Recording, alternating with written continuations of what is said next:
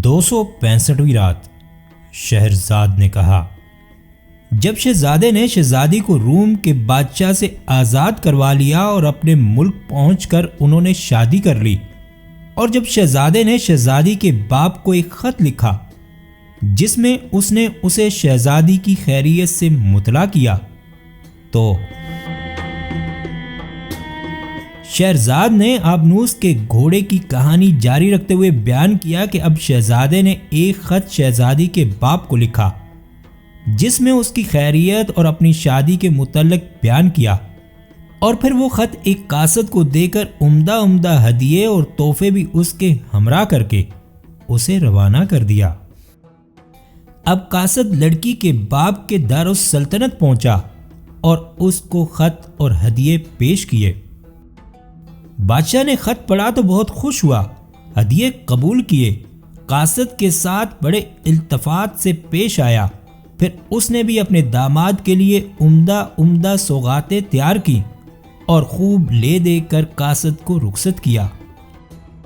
جب قاصد واپس آیا تو اس نے کہا کہ اپنی بیٹی کی خبر معلوم کر کے باپ کو بڑی خوشی ہوئی، شہزادے کو بھی اطمینان ہو گیا اور وہ اپنے سسر کو برابر ہر سال خط لکھتا اور ہدیے بھیجتا۔ کچھ عرصے بعد شہزادے کا باپ فوت ہو گیا اور وہ اس کی جگہ تخت نشین ہوا۔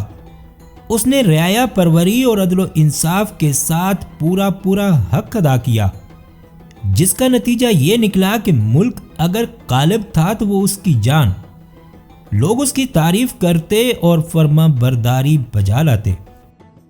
شہزادے نے ایک مدت تک حکومت کی اور اپنے بیوی بچوں کے ساتھ بڑے عیش و عشرت سے زندگی بسر کی، یہاں تک کہ مزوں کو کرکرا اور صوبتوں کو درم برم، محلوں کو ویران اور قبروں کو آباد کرنے والی موت آ پہنچی۔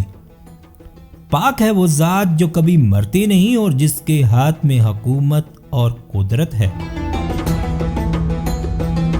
اب شہرزاد نے بادشاہ شہریار سے کہا کہ اے نیک بخت بادشاہ، ایک کہانی ورد فی الاکمام اور انس الوجود کے عشق کی جو مجھے ان تمام کہانیوں سے زیادہ عجیب و غریب معلوم ہوتی اور یاد پڑتی ہے، اگر تیری اجازت ہو تو بیان کروں۔ بادشاہ شہریار نے کہا کہ ہاں، بیان کر۔ شہرزاد نے کہا، پرانے زمانے میں ایک عظیم الشان بادشاہ تھا، بڑی قوت اور دبدبے والا۔ اس کا ایک وزیر تھا جس کا نام ابراہم تھا۔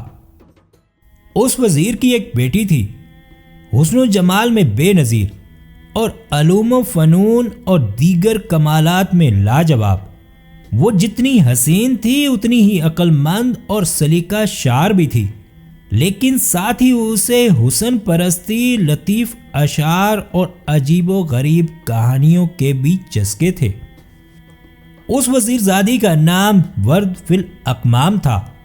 اس کی وجہ یہ تھی کہ اس میں انتہائی لطافت اور کمال درجے کی خوبروئی، دونوں چیزیں جمع تھیں۔ اس کی سلیقہ مندی کی وجہ سے بادشاہ اس کو اپنی مصاحبت میں رکھتا تھا۔ بادشاہ کا دستور تھا کہ ہر سال اپنی سلطنت کے امراء کو جمع کر کے چوگان بازی کرتا۔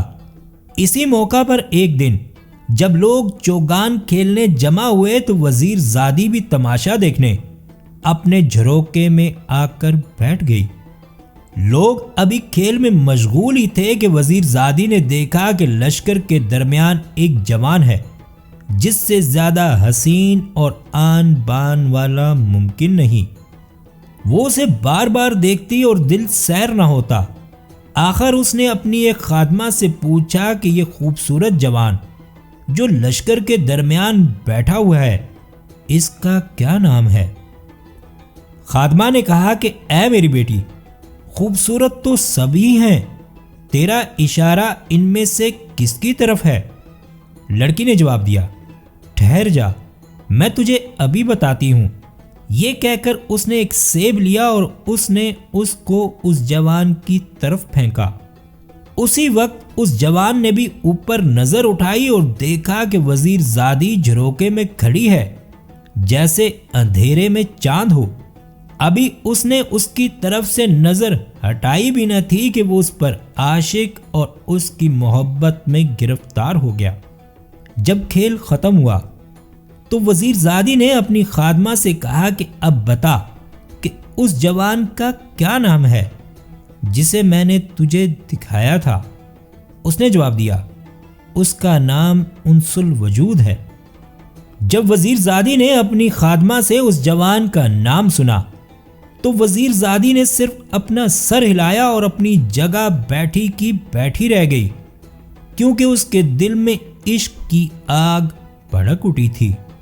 تھوڑی دیر کے بعد جب اس کے کچھ ہوش درست ہوئے تو اس نے کاغذ اور قلم لے کر ایک خط لکھا اور اسے ریشم کے کپڑے میں جس پر سونے کا کام تھا لپیٹ کر اپنے تکیے کے نیچے رکھ لیا۔ ورد فی الاکمام کی ایک لونڈی نے اسے تکیے کے نیچے خط رکھتے ہوئے دیکھ لیا تھا۔